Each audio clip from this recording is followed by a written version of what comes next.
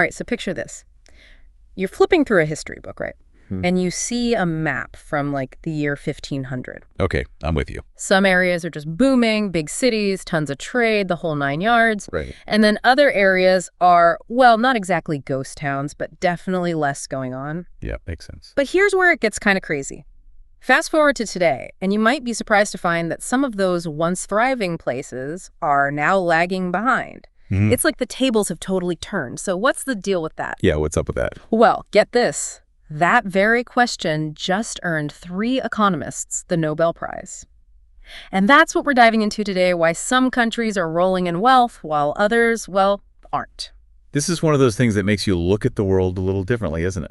It really is. And the answers these economists found, let's just say they could change how you see the world. It's not just random. Yeah. It's not just luck of the draw. So who are these big thinkers and what's their big idea?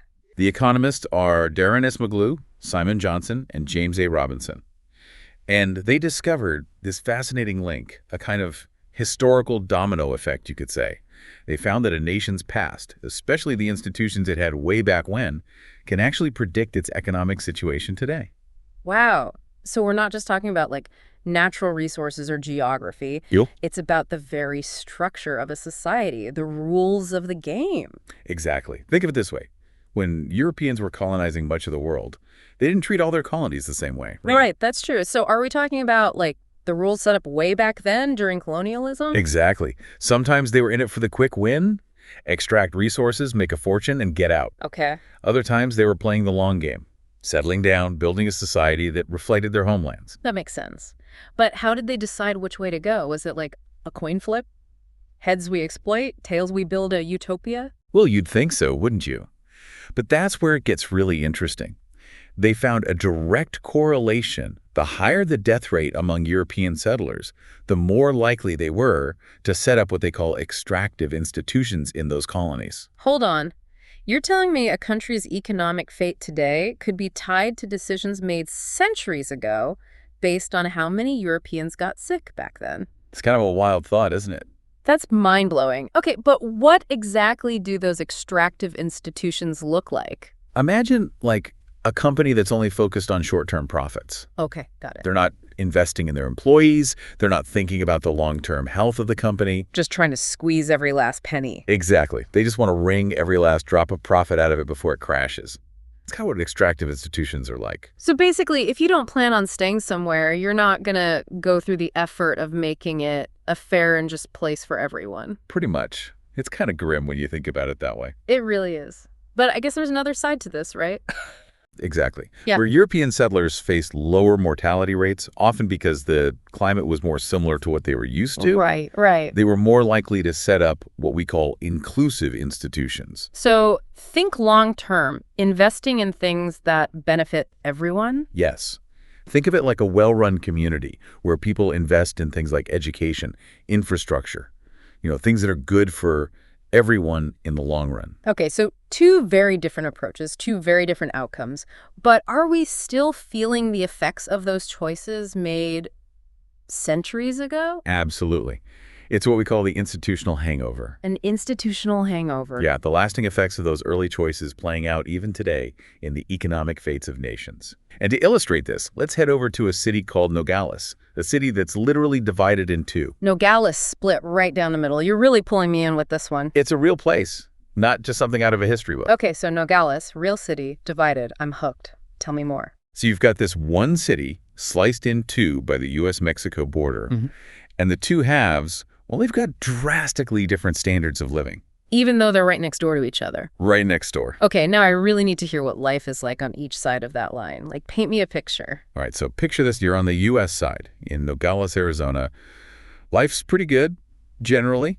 People there, they tend to be wealthier. They live longer. Their kids are more likely to finish high school. And I'm guessing there's a sense of security there, knowing that things are generally fair. Yeah, there's a feeling that the rule of law is pretty solid. If you start a business there, you can feel pretty confident that the system will, work the way it's supposed to.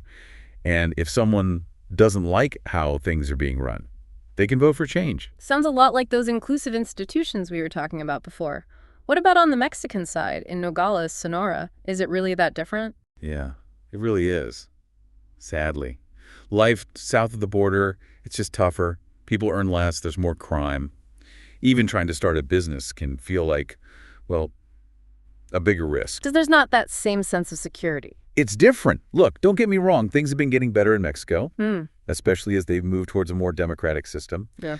But you can still feel it, this sense that the powerful, well, they still hold a lot of cards. So two sides of the same city, two very different realities. But how much of this difference can we really chalk up to institutions?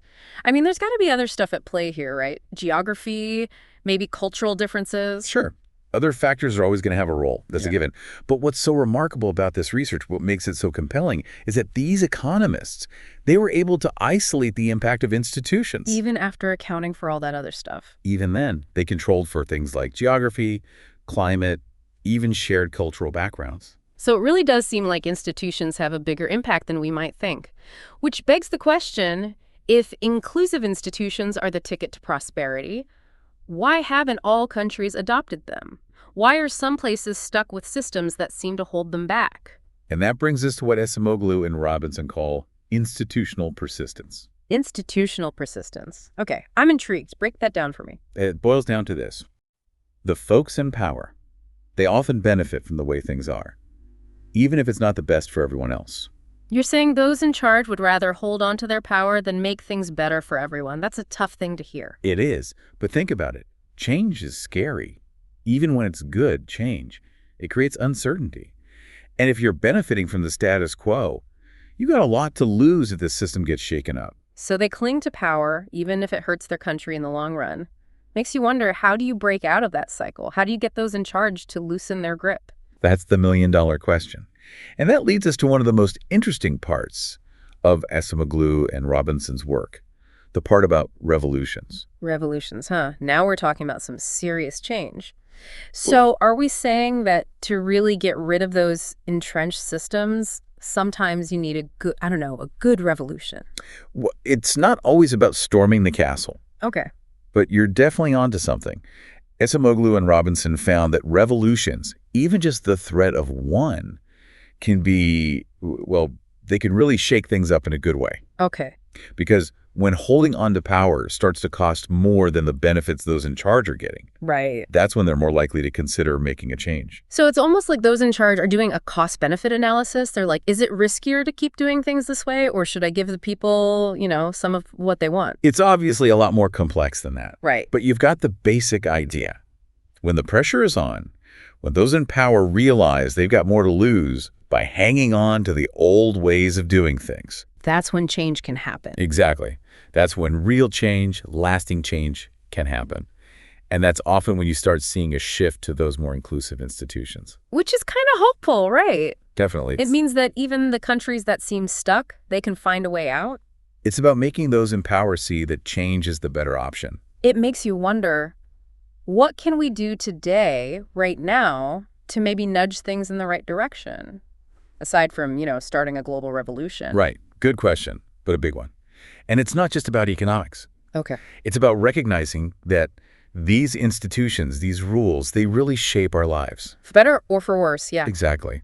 It's about expecting more from our leaders, about standing up for systems that work for everyone. It's like this deep dive into economics has turned into a deep dive into everything. It's all connected. Think about it. It is. History, politics, social justice. The more we understand those connections, the better chance we have of creating a world where everyone has a real shot. A world where it doesn't matter where you're born, it matters what you can do. It really makes you think, if we could go back and tell those early colonizers anything, what would it be? A good question. Would we say, hey, focus on individual freedom above all else? Or would it be, make sure you build strong institutions, ones that are fair for everyone right from the start?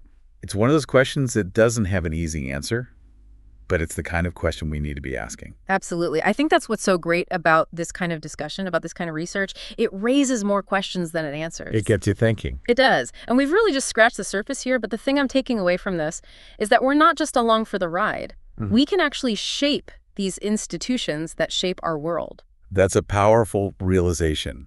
We're not powerless. Exactly. And knowing that, knowing we have that power, means we can create a better future for everyone.